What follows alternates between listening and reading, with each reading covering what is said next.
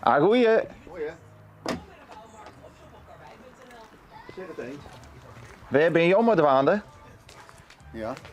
Waar bent u mee bezig? Waar ik mee bezig ben? Ik ben op dit moment mijn Mustang aan het opknappen.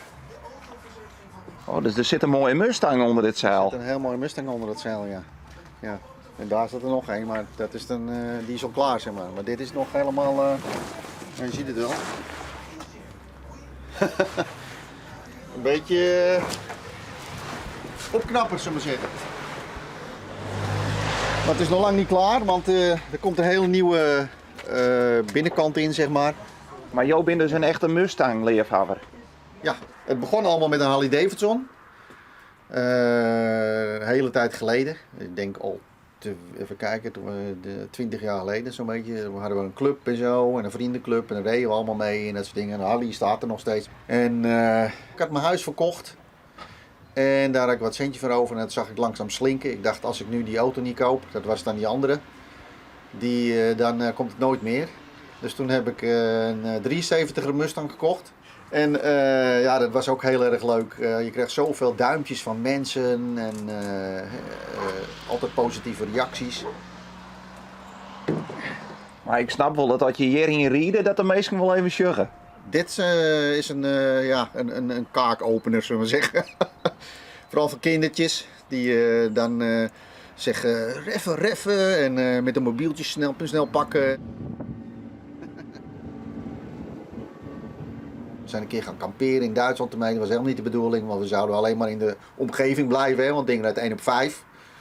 Dus je moet eerst even sparen, wil je gaan rijden, zullen we zeggen. Iedereen komt naar je toe. Meneer, wilt u me even starten? En dat soort dingen allemaal. Ja, er liggen allemaal dikke V8's in. En dat zie je natuurlijk niet meer. Het is een 3-pomper, dus je moet eerst 3 keer pompen, omdat er een carburateur op zit. Nou, gaat ie.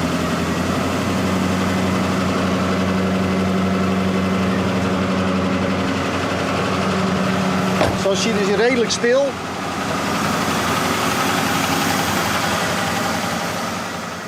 Ik heb de Mustang gekocht eigenlijk door die 73er. Omdat hij een hele lange neus had. En als kindje reed ik dan, als er eentje stond, dan reed ik naar huis met mijn fietsje. En dan ging ik toch weer even terug en ik ging nog even kijken. En dacht ik, die auto moet heel erg snel gaan. Met zo'n lange neus en zo'n...